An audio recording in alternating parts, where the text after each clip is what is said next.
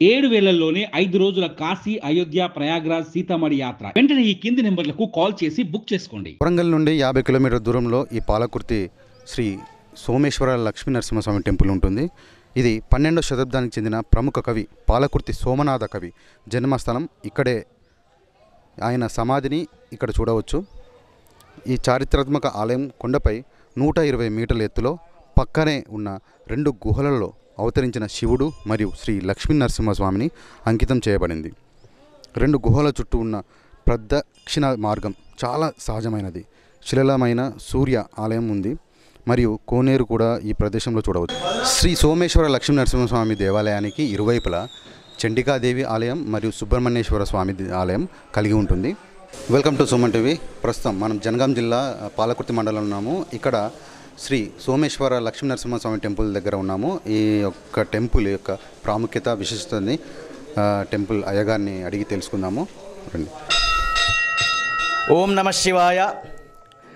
వాగర్ధావివ సంపృక్తో వాగర్ధ ప్రతిపత్తయే జగతః పితరౌ వందే పార్వతీ పరమేశ్వరౌ. శ్రీ చండికా సమేత సోమేశ్వర లక్ష్మీ నరసింహస్వామి దేవాలయం జనగామ జిల్లాకి 32 కిలోమీటర్ల దూరంలో ఉంటుంది. దాదాపుగా 1200 సంవత్సరాల క్రితం యోగులు తపస్సు చేయగా యోగుల తపస్సుకు మెచ్చి ఇక్కడ స్వామివారు స్వయంభూలింగంగా వెలిసినటువంటి స్వామి. అదేవిధంగా పక్కన నామాలాకారంగా లక్ష్మీ నరసింహస్వామి కూడా వెలిసినటువంటి స్వాములు. ఇక్కడ శివకేశవులకు భేదం లేనేటువంటి ప్రతీతి. శివాయ విష్ణురూపాయ శివరూపాయ విష్ణవే శివస్య హృదయం విష్ణోహ విష్ణోచ్చ హృదయం శివ అని మనకు పురాణంలో శ్లోకం కూడా చెప్పబడింది. ఇక్కడ గిరి చుట్టూ ఈ కొండ చుట్టూ కూడా ఒక వృద్ధుల రోజు కూడా ప్రదక్షిణం చేసేదంట. స్వామివారు స్వప్నంలో సాక్షాత్కరించి, అమ్మా నువ్వంత కష్టం ఎందుకు పడుతున్నావు, రేపటి నుంచి నా దగ్గర నుంచే ప్రదక్షిణం చేయని చెప్పని ఆ వృద్ధురాలకి కలలో వచ్చినటువంటి ఆ స్వామివారు తెల్లారి ఆ వృద్ధురాలు కొండ మీదకి పైకి వచ్చి చూసుకునేసరికి ఇదంతా కూడా ఒకటే కొండ. ఇటు శివుడికి అటు కేశవుడికి లక్ష్మీ నరసింహస్వామి కూడా ఆ ఉన్న ఒక్క కొండ చీల్చుకొని ఏకప్రదక్షిణ మార్గంగా వలిసినటువంటిది. అదే స్వామివారికి శుద్ధికి నిదర్శనం పైన తేనె తెట్టెలుంటాయి. ఎవరైనా అపశుభ్రంగా కానీ హేళనాభావంగా కానీ ఎవరైనా మొక్కులు తీర్చుకోకుండా తప్పనిసరి వెంబడిస్తాయనేటువంటి ప్రతీతి ఇప్పటి కూడా ఉంది. ఇక్కడ ఈ సోమేశ్వరుని సోమనాథ మహాకవి పూర్వీకులు కూడా వాళ్ళ తల్లిదండ్రులు కూడా ఈ స్వామివారిని ఆరాధించినట్టుగా భస్మపురాణం పండితారాధ్య చరిత్రలో తెలుస్తూ ఉంది. మరి ఆరాధించారు కాబట్టి ఈ స్వామివారి పేరు సోమేశ్వరుడైతే అదే సోమనాథ మహాకవికి సోమనాథుడు అని పేరు పెట్టినట్టు మనకు తెలుస్తూ ఉంది. భక్తి ప్రధానం.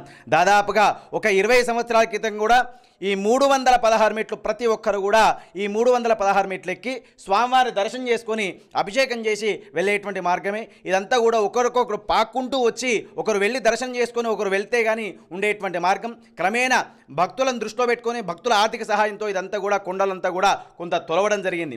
అదేవిధంగా ఇక్కడ శ్రావణ మాసంలో చివరి 5 రోజులు కూడా 1,00,000 బిల్వార్చన, 1,00,000 కుంకుమార్చన, శతచండీ హవన కార్యక్రమాలు జరుగుతుంటాయి. అదేవిధంగా కార్తీక మాసం మొత్తం కూడా రోజు మహన్యాసపూర్వక ఏకాదశ రుద్రాభిషేకాలు. అదేవిధంగా విశేషమైనటువంటిది అఖండ జ్యోతి.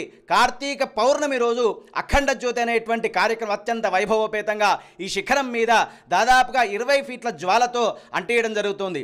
ఈ స్వామీజీ వారితో ప్రతి సంవత్సరం ఒక స్వామీజీతో అంటియడం జరుగుతుంది.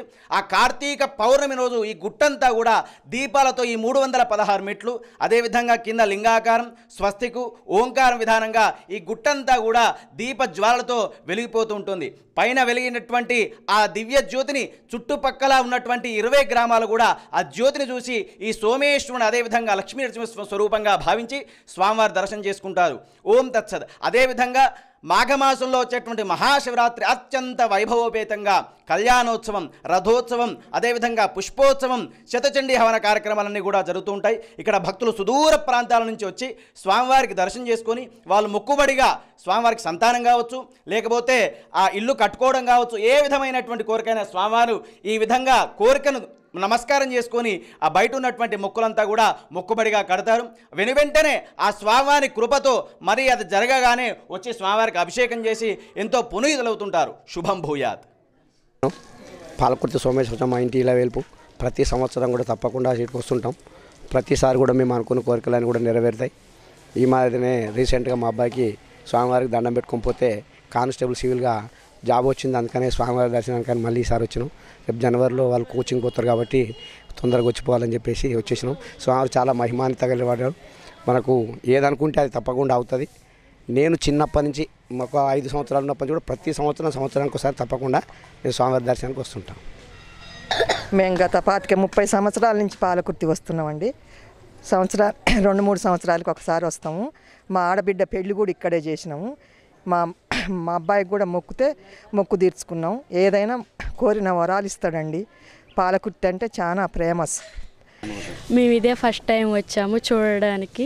ఈ గుడి చాలా బాగుంటుందని మా వాళ్ళందరూ ఈ గుడి గురించి చాలా గొప్పగా చెప్పారు. శిరీష, మా ఊరు జలాల్పురము. కార్తీక మాసంకి ఈ క్షేత్రానికి వస్తూ ఉంటాము. చాలా పవిత్రమైన క్షేత్రము, ఎంతో పుణ్యక్షేత్రము ఇది. మేము ఏ కోరిక కోరుకున్నా కానీ చాలా బాగా నెరవేరుతూ ఉంటుంది. ప్రతి ఇయర్ ప్రతి సోమవారం వస్తూనే ఉంటాము. అభిషేకం బాగా చేస్తూ ఉంటారు ఇక్కడ స్పెషల్గా అయితే అభిషేకమే చాలా ఇంపార్టెంట్. ఇక్కడ చాలా బాగా చేస్తారు అభిషేకము. అభిషేకం చేయించుకున్న తర్వాత కూడా మనకు రిజల్ట్ కూడా అంతే బాగుంటుంటుంది. ఇక్కడ మాకైతే చాలా ఇష్టమైన ప్రదేశము ఇది.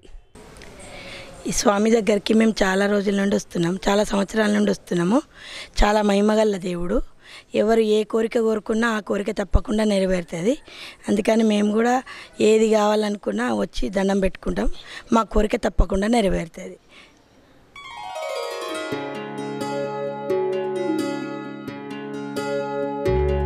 హరే కృష్ణ హరే రామ హరే రామ హరే కృష్ణ హరే కృష్ణ హరే రామ హరే రామ హరే కృష్ణ హరే కృష్ణ హరే రామ హరే రామ హరే కృష్ణ హరే కృష్ణ హరే రామ హరే రామ హరే కృష్ణ.